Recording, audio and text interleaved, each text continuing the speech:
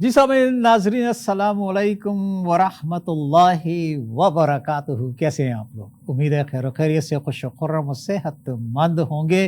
ایک اور segment of چلو اپنے رب کی طرف، اور ہمیشہ کی طرح میرے دوست، میرے استاد ڈاکٹر سمیع ملک میرے ساتھ ہوتے ہیں یہاں پر۔ اینڈ سب سے پہلے تو سلام عرض کرتا ہوں ڈاکٹر صاحب کو۔ السلام علیکم ورحمۃ اللہ وبرکاتہ۔ ڈاکٹر صاحب کیسے مزاج ہیں سر آپ؟ السلام ورحمۃ اللہ وبرکاتہ، حیاک اللہ وبارک اللہ فیک۔ ڈاکٹر صاحب پچھلی نشستوں میں ہم نے سورہ الاعلیٰ کے 9 آیات تک کا ترجمہ اور تفسیر پیش کی لوگوں کے سامنے۔ آج 9 سے لے کے 19 یعنی آخرت کا مطالعہ کرنے جا رہے ہیں۔ تو میرا پہلا سوال آپ سے یہ ہوگا کہ سورہ اعلیٰ کے نام کی وجہ، تسمیہ، تاریخی پس منظر کو دوبارہ اختصار کے ساتھ بتائیں۔ ان الحمد للہ نحمده ونستعینه ونستغفره ونؤمن به ونتوکل علیہ ونعوذ باللہ من شرور انفسنا ومن سیئات اعمالنا، من یهد الله فلا مضل له ومن یضلل فلا هادی له، واشهد ان لا اله الا الله وحده لا شریک له، واشهد ان محمدا عبده ورسوله صلی اللہ علیہ وآلہ وصحبہ وسلم تسلیما کثیرا کثیرا۔ اعوذ باللہ السمیع العلیم من الشیطان الرجیم، بسم اللہ الرحمن الرحیم۔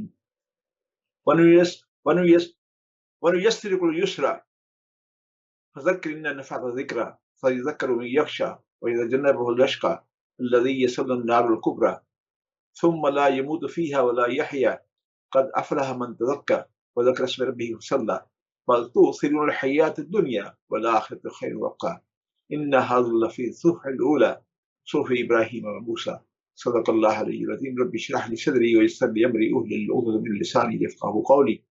ربنا تقبل منا انك انت السميع العليم وتب علينا انك انت التواب الرحيم، آمین یا رب العالمین۔ کروڑوں حمد و ثنا رب کریم رحیم کے لیے، اور کروڑوں درود خاتم النبیین نبی اکرم صلی اللہ علیہ وآلہ وصحبہ وسلم کی ذات گرامی پر۔ ابھی اللہ کی طاقت و توفیق سے جو آیات پڑھی ہیں اس کو ترجمہ ہے کہ اور ہم تمہیں آسان طریقے کی سہولت دیتے ہیں، لہذا تم نصیحت کرو اگر نصیحت نافع ہو۔ اور جو شخص ڈرتا ہے وہ نصیحت قبول کر لے گا اور اس سے گریز کرے گا، وہ انتہائی بدبخت جو بڑی آگ میں جائے گا، پھر نہ اس میں مرے گا نہ جیے گا۔ پھر اگلی آیت میں فرمایا کہ فلاح پا گیا وہ جس نے پاکیزگی اختیار کی اور اپنے رب کا نام یاد کیا کرو، پھر نماز پڑھو، مگر تم لوگ دنیا کی زندگی کو ترجیح دیتے ہو، حالانکہ آخرت بہتر ہے اور باقی رہنے والی یہی بات ہے۔ یہی بات پہلے آئے ہوئے صحیفوں میں بھی کہی گئی تھی، ابراہیم اور موسیٰ کے صحیفوں میں۔ صدق اللہ علیہ العظیم۔ آپ نے نام کے بارے میں پوچھا، اس ساتھ سے پہلی آج سب اسم ربک الاعلیٰ کے لفظ اعلیٰ کو اس صورت کا نام قرار دیا گیا ہے، اور اس کا زمانہ نزول بھی اس کے ساتھ میں بتا دوں، اس کے مضمون سے بھی یہ معلوم ہوتا ہے کہ یہ بالکل ابتدائی دور کی نازل شدہ صورتوں میں سے ہے، جس میں 3 موضوع بتائے جاتے ہیں، توحید، رسالت اور آخرت۔ تو یہ اس کا مختصر آپ کے سامنے اس کے اندر رکھا گیا ہے۔ ڈاکٹر صاحب اب ڈائریکٹ ہم چلتے ہیں سورہ الاعلیٰ کی بقیہ آیات کے ترجمے اور تفسیر کی طرف، تو کچھ بتائیں گے آپ؟ جی کیوں جی، انشاءاللہ جی۔ اب پہلی ابھی جو تلاوت کی اس کی جو پہلی آیت ہے وہ ہے وَنُيَسِّرُكَ الْيُسْرَىٰ فَذَكِّرْ إِن نَّفَعَتِ الذِّكْرَىٰ، اور ہم تمہیں آسان طریقے سے سہولت دیتے ہیں، لہذا تم نصیحت کرو اگر نصیحت نافع ہو۔ نہیں، عام طور پر مفسرین نے ان 2 فکروں کو الگ الگ سمجھا ہے۔ یعنی پہلے فکر مطلب انہوں نے یہ لیا ہے کہ ہم تمہیں ایک آسان شریعت دے رہے ہیں جس پر عمل کرنا بڑا سہل آسان ہے، اور دوسرے فکر کا یہ مطلب لیا ہے کہ نصیحت کرو اگر وہ نافع ہو۔ لیکن ہمارے نزدیک فذکر کا لفظ دونوں فکروں کا باہم مربوط کرتا ہے، جوڑتا ہے یہ، اور بعد کے فکر کا مضمون پہلے فکر کے مضمون پر مترتب ہوتا ہے۔ اس لیے میں سمجھتا ہوں اس سے اشارے کا مطلب یہ ہے کہ اے نبی صلی اللہ علیہ وسلم، ہم تبلیغ دین کے معاملے میں تم کو کسی مشکل میں نہیں ڈالنا چاہتے کہ تم بہروں کو سناؤ اور اندھوں کو راہ دکھاؤ، بلکہ ایک آسان طریقہ تمہارے لیے مجسر کیے دیتے ہیں، اور وہ یہ ہے کہ نصیحت کرو جہاں تمہیں یہ محسوس ہو کہ کوئی اس سے فائدہ اٹھانے کے تیار ہے۔ اب رہی یہ بات کہ کون اس سے فائدہ اٹھانے کے لیے تیار ہے اور کون نہیں ہے، تو ظاہر ہے کہ اس کا تبلیغ عام ہی سے چل سکتا ہے اس کا سلسلہ، تو اس لیے عام تبلیغ تو جاری رکھنی چاہیے۔ مگر اس سے تمہارا مقصود یہ ہونا چاہیے کہ اللہ کے بندوں میں ان لوگوں کو تلاش کرو جو اس سے فائدہ اٹھا کر راہ راست اختیار کرے. یہی لوگ تمہاری نگاہ التفات کے مستحق ہیں اور انہی کی تعلیم و تربیت پر تمہیں توجہ صرف کرنا چاہیے. ان کو چھوڑ کر ایسے لوگوں کے پیچھے پڑنے کی تمہیں کوئی ضرورت نہیں ہے جن کے مطلب تجربے سے تمہیں معلوم ہو جائے کہ وہ کوئی نصیحت قبول کرنا نہیں چاہتی. یعنی اس آیت کا ایک معنی یہ ہے کہ اے پیارے حبیب صلی اللہ علیہ وسلم، ہم آپ کو اس طریقے کی توفیق دیں گے جس سے آپ کے لیے وحی کو یاد کرنا بڑا آسان اور سہل ہو جائے. دوسرا معنی یہ ہے کہ ہم آپ کو ایسے اعمال کرنے کی توفیق عطا کریں گے جس سے جنت کا راستہ آسان ہو جائے گا. اور پھر تیسرا معنی یہ ہے کہ ہم آپ پر وحی کا نازل ہونا آسان کر دیں گے تاکہ آپ سہولت کے ساتھ وحی یاد کر سکیں، اسے جان سکیں، اس پر عمل کر سکیں. اور چوتھا معنی یہ ہے کہ ہم آپ پر آسان شرعی احکام اور قوانین نازل کریں گے، یعنی ان پر عمل کرنا لوگوں کے لیے دشوار نہ ہوگا. اس کی اگلی آیت ہے کہ فذکر ان نفعت ذکرہ، لہذا تم نصیحت کرو اگر نصیحت نافع ہو. یعنی اے پہلے حبیب صلی اللہ علیہ وسلم، اگر نصیحت فائدہ دے اور کچھ لوگ اس سے فائدہ حاصل کریں تو آپ اس قرآن مجید سے نصیحت فرمائے. نصیحت فائدہ دے یا نہ دے، بہرحال نصیحت کرنے کا حکم ہے. اب یہاں یہ یاد رکھنے کی ضرورت ہے کہ یہاں نصیحت کرنے میں جو نصیحت فائدہ دینے کی شرط لگائی گئی، اس کا یہ مطلب نہیں کہ اگر نصیحت فائدہ نہ دے تو نصیحت نہ کی جائے، بلکہ نصیحت فائدہ دے یا نہ دے، دونوں صورتوں میں نصیحت کرنے کا حکم ہے. کیونکہ قرآن پاک کی آیات میں مفہوم مخالف کا اعتبار نہیں ہے، اور یہ آیت بھی انہی آیات میں سے ہے. اور قرآن پاک میں اس کی کئی مثالیں موجود ہیں، جیسے مقام پر اللہ تعالیٰ نے ارشاد فرمایا فَإِذَا ضَرَبْتُمْ فِي الْأَرْضِ فَلَيْسَ عَلَيْكُمْ جُنَاحٌ، یعنی آخر سورہ نساء کی یہ ایک نمبر آیت ہے کہ یہ جب لوگ تم سفر کے لیے نکلو تو کوئی مذائقہ نہیں کہ اگر تم نماز میں اختصار کرو، یعنی قصر کر لو، جبکہ تمہیں اندیشہ ہو کہ کافر تمہیں ستائیں گے کیونکہ وہ تمہیں کھلم کھلا تمہارے دشمن تلے ہوئے ہیں. اب ظاہر یوں خارجی یعنی اس فکر کا یہ مطلب یہ ہے کہ قصر صرف حالت جنگ کے لیے ہے اور حالت امن کے سفر میں قصر کو کرنا قرآن کے خلاف ہے. لیکن حدیث میں تو مستند روایات سے ثابت ہے. حضرت عمر رضی اللہ عنہ نے جب یہی شبہ نبی کرم صلی اللہ علیہ وسلم کے سامنے پیش کیا تو حضور صلی اللہ علیہ وسلم نے فرمایا صدقہ تصدق اللہ بہا علیکم فاقبلوا وصدقہ، یعنی یہ قصر کی اجازت ایک انعام ہے جو اللہ نے تمہیں بخشا ہے، لہذا اسلام کو قبول کرو. یہ بات قریب تواتر سے ثابت ہے کہ نبی کریم صلی اللہ علیہ وسلم نے امن اور خوف دونوں حالتوں کے سفر میں قصر فرمایا ہے. اب ابن عباس تصریح کرتے ہیں کہ نبی کریم صلی اللہ علیہ وسلم مدینہ سے مکہ تشریف لے گئے اور اس وقت رب العالمین کے سوا کسی کا خوف نہ تھا، پر آپ نے 2 ہی رکعتیں پڑھی. یہاں یہ بھی عرض کر دوں کہ اس آیت کا یہ مطلب نہیں کہ اگر کافروں کی طرف سے اذیت پہنچانے کا خوف نہ ہو تو نماز میں قصر نہیں کر سکتے، بلکہ اس کا مطلب یہ ہے کہ سفر کے دوران چاہے امن ہو یا خوف، دونوں صورتوں میں 4 رکعتوں والی نماز میں قصر کی جائے. سَيَذَّكَّرُ مَن يَخْشَىٰ وَإِذَا نَبَّهَ الْأَشْقَىٰ الَّذِي يَصْلَى النَّارَ الْكُبْرىٰ ثُمَّ لَا يَمُوتُ فِيهَا وَلَا يَحْيَىٰ. جو شخص ڈرتا ہے وہ نصیحت قبول کر لے گا، اور جو اس سے گریز کرے گا وہ انتہائی بدبخت اور جو بڑی آگ میں جائے گا، پھر نہ اس میں مرے گا نہ جیے گا. یعنی جس شخص کے دل میں خدا کا خوف اور انجام بد کا اندیشہ ہوگا اسی کو یہ فکر ہوگی کہ کہیں میں غلط راستے میں تو نہیں جا رہا ہوں، اور وہی اللہ کے اس بندے کی نصیحت کو توجہ سے سنے گا جو اسے ہدایت اور گمراہی کا فرق اور فلاح و سعادت کا راستہ بتا رہا ہوں. یعنی نہ اسے موت ہی آئے گی کہ عذاب سے چھوٹ جائے اور نہ ہی جینے کی طرح جیے گا کہ زندگی کا کوئی لطف اسے حاصل ہو. یعنی یہ سزا ان لوگوں کے لیے ہے جو سرے سے اللہ اس کے رسول کی نصیحت کو قبول ہی نہ کریں اور مرتے دم تک کفر و شرک یا دہریت پر قائم رہیں. یعنی رہے وہ لوگ جو دل میں ایمان رکھتے ہوں مگر اپنے برے اعمال کی بنا پر جہنم میں ڈالے جائیں گے، تو ان کے مطلب احادیث میں تو یہ آیا ہے کہ جب وہ اپنی سزا بھگت لیں گے تو اللہ تعالیٰ انہیں موت دے گا، پھر ان کے حق میں شفاعت قبول کی جائے گی اور ان کی جلی ہوئی لاشیں جنت کی نہروں پر لا کر ڈال دی جائیں گی، اور اہل جنت سے کہا جائے گا کہ ان پر پانی ڈالو، اور اس پانی سے وہ اس طرح سے جی اٹھیں گے جیسے نباتات پودوں کو پانی ڈالے اگاتی ہیں. گویا اس آیت سے معلوم ہوا کہ جو شخص نصیحت کو تسلیم کرتا ہے وہ خشیت الہی کے زیور سے آرستہ ہے. اس سے اگلی آیت ہے قد افلح من تزکا، یعنی فلاح پا گیا وہ جس نے پاکیزگی اختیار کی. پاکیزگی سے مراد یہ ہے کہ کفر و شرک چھوڑ کر ایمان لانا، برے اخلاق چھوڑ کر اچھے اخلاق اختیار کرنا، برے اعمال چھوڑ کر نیک اعمال کرنا. فلاح سے مراد دینوی خوشحالی نہیں بلکہ حقیقی کامیابی ہے، خواہ دنیا کی خوشحالی اس کے ساتھ میسر ہو یا نہ ہو.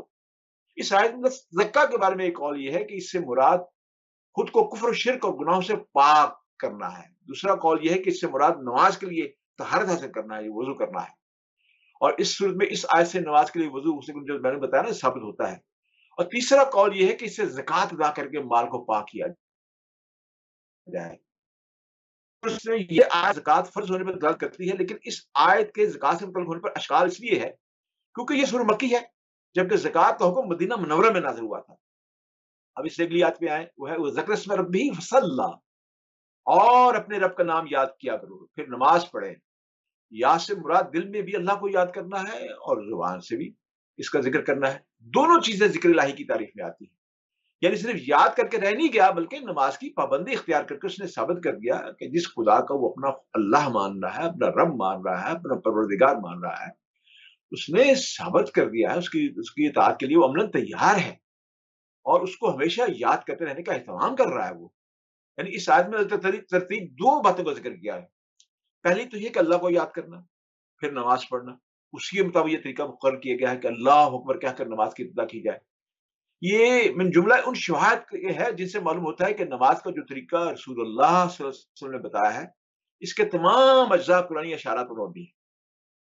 یعنی مگر اللہ کے رسول کے سوائے ان ارشادات کو جمع کر کے کوئی شخص بھی نماز کی یہ ترتیب نہیں دے سکتا تھا. اس لیے اللہ کے رسول نے ہمیں بتایا کہ نماز کیسے پڑھنی ہے، کیسے اللہ اکبر پہ کھڑا ہونا ہے، کیسے ہاتھ باندھنے ہیں، رکوع میں جانا ہے، سجدہ کرنا ہے، کیا کیا پڑھنا ہے، رکوع میں کیا پڑھنا ہے، سجدے میں کیا پڑھنا ہے، سجدوں کے دو سجدوں کے درمیان کون سی پڑھنی ہے.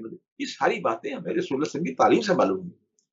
یعنی صرف یاد کر کے نہیں رہ جانا کہ بلکہ نماز کی پابندی اختیار کر کے اس نے ثابت کرنا ہے کہ جس خدا کو اپنا رب مان رہا ہے اس کی اطاعت کے لیے وہ عملاً تیار ہے اور یہ عمل کر رہا ہے اور اس کو ہمیشہ یاد کرتے رہنے کا اہتمام کر رہا ہے. اس آیت میں الترتیب دو باتوں کا ذکر کیا گیا ہے. پہلے تو آپ یہ جمال بھائی سمجھ لیجیے کہ اللہ کو یاد کرنا، پھر نماز پڑھنا. اسی کے مطابق یہ طریقہ مقرر کیا گیا ہے کہ اللہ اکبر کہہ کے نماز کی ابتدا کی جائے. یہ من جملہ ان شواہد کے لیے ہے جس سے معلوم ہوتا ہے کہ نماز کا جو طریقہ رسول اللہ صلی اللہ علیہ وسلم نے بتایا ہے اس کے تمام اجزاء قرآنی اشارات میں مبنی ہے. مگر اللہ کے رسول کے سوا ان ارشادات کو جمع کر کے کوئی شخص بھی نماز کی یہ ترتیب نہیں دے سکتا تھا. یعنی اس نے نماز شروع کرنے کی تکبیر کہہ کر پانچوں نمازیں پڑھی. اس آیت سے نماز شروع کرنے کی تکبیر ثابت ہوئی اور یہ بھی ثابت ہوا کہ اللہ تعالیٰ کے ہر نام سے نماز شروع کرنا ضروری ہے. آپ کو یاد ہوگا کہ جب میں آپ کے ساتھ ٹورنٹو میں تھا، جو پہلا پروگرام ہم نے چلو رب کی طرف شروع کیا تھا، تو ہم نے نماز ہی سے شروع کیا تھا. نماز کا طریقہ، نماز کیسے پڑھی جائے، نماز کا طریقہ کیا کیا جائے. اگر ناظرین وہ پروگرام پھر سے دیکھ لیں، دہرا لیں، تو پھر بہت سی چیزیں اور بھی آسان ہو جائیں گی. اب میں یہاں بتاؤں، یہاں پہ جو لفظ تزکیٰ استعمال کیا گیا ہے، اس کا معنی مفسرین نے یہ بتایا ہے کہ اس کا مطلب صدقہ فطر دینا بھی ہے. یعنی رب کا نام لینے سے عیدگاہ کے راستے میں جب تکبیریں کہنا اور نماز سے یہ اس طرح سے مانے وہ بھی تکبیریں ہیں. پھر اگلی آیت یہ ہے کہ بل تؤثرون الحیات الدنیا، مگر تم لوگ دنیا کی زندگی کو ترجیح دیتے ہو. یعنی تم لوگوں کی ساری فکر بس دنیا اور اس کی راحت اور آسائش، اس کے فائدوں اور لذتوں کے لیے رہ گئی ہے. یا جو کچھ حاصل ہو جائے تم سمجھتے ہو کہ بس وہی اصل فائدہ ہے. جو تمہیں حاصل ہو گیا اور یہاں جس چیز سے محروم ہے، تمہارا خیال ہے کہ بس وہی اصل نقصان ہے جو تمہیں پہنچ گیا. ایسی بات نہیں ہے. اور آگے بتایا گیا کہ والآخرۃ خیر وابقیٰ، حالانکہ آخرت بہتر ہے اور باقی رہنے والی. یعنی آخرت دو حیثیتوں سے دنیا کے مقابلے میں قابل ترجیح ہے. ایک تو جمال بھائی یہ ہے کہ اس کی راحتیں اور لذتیں دنیا کی تمام نعمتوں سے بڑھ کر ہیں، اور دوسرے یہ کہ دنیا فانی ہے اور آخرت باقی رہنے والی ہے. اس آیت سے یہ معلوم ہوا کہ دنیا فانی ہے اور آخرت باقی رہنے والی. یعنی جو چیز باقی رہنے والی ہے وہ فانی سے بہتر ہوگی نا. تو یہ کہا کہ اے لوگوں، تمہارا حال یہ ہے کہ تم دنیا کی فانی زندگی کو آخرت کی باقی رہنے والی زندگی پر ترجیح دیتے ہو، اس لیے تم وہ عمل نہیں کرتے جو وہاں کام آئیں گے. اب بڑی خوبصورت ایک حدیث اس میں حضرت عبداللہ بن مسعود رضی اللہ عنہ سے روایت ہے کہ دنیا چونکہ ہمارے سامنے موجود ہے، اس کا کھانا پینا، عورتیں، دنیا کی لذتیں، اس کی رنگینیاں ہمیں جلد دے دی گئی، جبکہ آخرت ہماری نظر سے غائب ہے. اس لیے جو چیز ہمیں جلد مل رہی ہے ہم اسے پسند کرنے لگ گئے، اور جو بعد میں ملے گی اسے ہم نے چھوڑ دیا. اس سے معلوم ہوا کہ ہر مسلمان کو چاہیے کہ وہ دنیا کی زندگی کی فانی لذتوں، رنگینیوں اور رعنائیوں میں کھو کر اپنی آخرت کو بھول نہ جائے، بلکہ وہ اپنی سانسوں کو غنیمت جانتے ہوئے اپنی زندگی اللہ تعالیٰ کی اطاعت میں گزارے اور آخرت میں جنت کی دائمی نعمتیں حاصل کرنے کی کوشش کرے. جبکہ فی زمانہ مسلمانوں کی ایک بہت بڑی تعداد ایسی ہے جو اپنی دنیا بہتر بنانے میں ایسی مصروف ہے کہ اسے اپنی آخرت کی کوئی فکر ہی نہیں ہے. دنیا اور آخرت کے بارے میں اللہ تعالیٰ کا ارشاد ہے بس بڑا یعنی غور کرنے والا اشارہ کہ ومل حیات الدنیا الا لعب ولہو ولدار الآخرہ خیر للذین یتقون افلا تعقلون. دیکھو کیسا برا بوجھ ہے جو یہ اٹھا رہے ہو. دنیا کی زندگی تو ایک کھیل اور ایک تماشا ہے. حقیقت میں آخرتی مقام ان لوگوں کے لیے بہتر ہے جو ضیاءکاری سے بچنا چاہتے ہیں. پھر کیا تم لوگ عقل سے کام نہ لوگے؟ یہ اللہ تعالیٰ تنبیہ انداز میں فرما رہے ہیں. یعنی اس کا یہ مطلب نہیں کہ دنیا کی زندگی میں کوئی سنجیدگی نہیں ہے اور یہ محض کھیل اور تماشے کے طور پر بنائی گئی ہے. بس اس کا مطلب یہ ہے کہ آخرت کی حقیقی اور پائیدار زندگی کے مقابلے میں یہ زندگی ایسی ہے جیسے کوئی شخص کچھ دیر کھیل اور تفریح میں دل بہلائے اور پھر اصل سنجیدہ کاروبار کی طرف واپس ہو جائے. یعنی نیز اسے کھیل اور تماشے سے تشبیہ اس لیے بھی دی گئی ہے کہ یہاں حقیقت کے مخفی ہونے کی وجہ سے بے بصیرت اور ظاہر پرست انسانوں کے لیے غلط فہمی میں مبتلا ہونے کے بہت سے اسباب موجود ہیں. اور ان غلط فہمی میں پھنس کر لوگ حقیقت نفس الامری کے خلاف ایسے عجیب طرز عمل اختیار کرتے ہیں جن کی بدولت ان کی زندگی محض ایک کھیل اور تماشا بن کے رہ جاتی ہے. میں اس کی مثال دیتا ہوں کہ یہاں بادشاہ بن کر آدمی جو بیٹھتا ہے، جو ڈرامے ہوتے ہیں، اس کی حیثیت حقیقت تھیٹر کے اس مصنوعی بادشاہ سے مختلف تو نہیں ہوتی جو تاج پہن کے جلوہ افروز ہوتا ہے اور اس طرح حکم چلاتا ہے گویا کہ واقعی بادشاہ ہے. حالانکہ ہم جانتے ہیں حقیقی بادشاہی کی اس کو ہوا تک نہیں لگی. یہ ڈائریکٹر کے ایک اشارے پر وہ معزول ہو جاتا ہے، قید کیا جاتا ہے، اسی کے قتل تک کا فیصلہ صادر ہو جاتا ہے. یعنی ایسے ہی تماشے اس دنیا میں ہر طرف ہو رہے ہیں. اب دیکھیں نا کہیں کسی ولی یا دیوی کے دربار سے حاضر روائیاں ہو رہی ہیں، حالانکہ وہاں حاضر روائی کی طاقت کا نام و نشان تک موجود نہیں. کہیں کو غیب دانی کے کمالات کا مظاہرہ کر رہا ہے، حالانکہ غیب کے علم کا مشاہدہ تک نہیں اس سے مطلب ہے. ہاں جی. اور کہیں کو لوگوں کا رازق بنا ہوا ہے، حالانکہ بیچارہ خود اپنے رزق کے لیے کسی اور کا محتاج ہے. کہیں کوئی اپنے آپ کو عزت و ذلت دینے والا، نفع اور نقصان پہنچانے والا سمجھے بیٹھا ہوا ہے اور یوں اپنی کبریائی کے ڈنکے بجا رہا ہے. ہاں جی. گویا کہ وہی گرد و پیش کی ساری مخلوق کا خدا ہے، حالانکہ بندگی کی ذات کا داغ، بندگی کی ذلت کا داغ اس کی پیشانی پر لگا ہوا ہے. اور وہ قسمت کا ایک ذرا سا جھٹکا اسے کبریائی کے مقام سے گرا کر انہی لوگوں کے قدموں میں پامال کرا سکتا ہے جن پر وہ کل تک خدائی کر رہا تھا، حکومت کر رہا تھا، ان پہ حکم چلا رہا تھا. یہ سب کھیل جو دنیا کی چند روزہ زندگی میں کھیلے جا رہے ہیں، موت کی ساتھ آتے ہی، موت کا آتے ہی یک وقت ختم ہو جائیں گے. اور اس سرحد سے پار ہوتے ہی انسان اس عالم میں پہنچ جائے گا جہاں سب کچھ عین مطابق حقیقت ہوگا، اور جہاں دینوی زندگی کی ساری غلط فہمی کے چھلکے اتار کر ہر انسان کو دکھا دیا جائے گا کہ اس صداقت کا کتنا جوہر اپنے ساتھ لایا ہے. جو میزان حق میں کسی وزن، کسی قدر و قیمت کا حمل ہو سکتا ہوگا وہ کامیاب ہو جائے گا، اور جس کا پڑا ہلکا رہا وہ اپنی سزا بھگتے گا وہاں پہ. اب اس اگلی آیت ہے کہ ان ھذا لفی الصحف الاولی صحف ابراہیم و موسیٰ.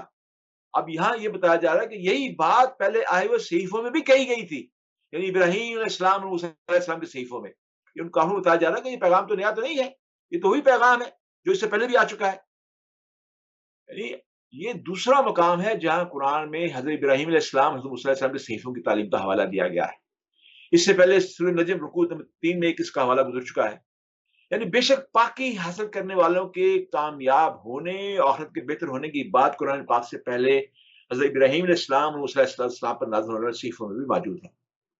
گویا یہ بتانا مقصود ہے کہ نبی اکرم صلی اللہ علیہ وسلم کا یہ ربانی پیغام کوئی نیا نہیں، اس سے پہلے انبیاء کے صحیفوں میں بھی اس کا تذکرہ ہے. لہذا ہر مسلمان کو چاہیے کہ اپنے باطن کو سنوارنے کی بھرپور کوشش کرے اور اس کے لیے یہ دعا بھی مانگا کرے. چنانچہ حضرت میں فاروق رضی اللہ عنہ فرماتے ہیں کہ مجھے رسول اللہ صلی اللہ علیہ وسلم یہ دعا سکھائی، اللہم اجعل سیرتی خیر من علانیتی واجعل علانیتی صالحہ، اللہم انی اسألک من صالح ما تؤتی الناس من المال والاہل والولد غیر الظالم ولا مذل. اے اللہ، اے عز و جل، اے میرے پروردگار، میرا باطن میرے ظاہر سے اچھا کر دے، میرے ظاہر کو نیک و صالح بنا دے. اے اللہ عز و جل، میں تجھ سے وہ اچھا گھر بار، ماں اولاد جو نہ گمراہ ہو اور نہ گمراہ گر ہو مانگتا ہوں جو تو لوگوں کو دیتا ہے. اللہم آمین. یہ آج کا جو آیات میں نے آپ کے سامنے رکھی ہے، اس جو حضرت عمر فاروق کی دعا پہ جو ہم نے ختم کیا ہے، گویا یہ دعا اس لیے میں نے سب سے آخر میں مانگی ہے کہ تاکہ ہم یہ جان سکیں کہ ہمیں اس دنیا سے بالآخر جانا ہے، اور جس کے پاس جانا ہے اس سے ہم خیر کی یہ دعا مانگ رہے ہیں کہ اللہ ہمیں دنیا وہ عطا کر، وہ دنیا ہمیں عطا فرما جس دنیا میں ہم آخرت کے لیے کچھ کر سکیں، اس کے لیے کچھ بنا سکیں. اس لیے کہا گیا کہ ہمیں اولاد اگر گمراہ کرنے والی اس سے بھی بچا لے، اگر مال گمراہ کرنے والا اس سے بچا لے، حالات سے ایسے مانگے گئے ہیں جس سے اللہ تعالیٰ کی گمراہی سے پناہ مانگی ہے. تو یہ مختصر سی جو چیزیں میں نے آپ کے سامنے عرض کی ہیں، اس میں اگر جو فائدے کی چیز ہے تو اللہ کی توفیق سے دی گئی ہے، وما توفیق الا باللہ. اگر کوئی چیز رہ گئی ہے تو یقیناً میری اپنی ہی غلطی ہے. اللہ تعالیٰ ہمیں اس پہ عمل کرنے کی توفیق عطا فرمائے. وما علینا الا البلاغ. ڈاکٹر صاحب بے انتہا شکریہ آپ کا. اور آج ہم نے سورہ الاعلیٰ کی پوری ترجمہ تفسیر آپ کے سامنے پیش کی. بقیہ کی باتیں انشاءاللہ تعالیٰ اگلے نشست میں. ڈاکٹر صاحب بے انتہا شکریہ. اجازت دیں. اللہ حافظ. اللہ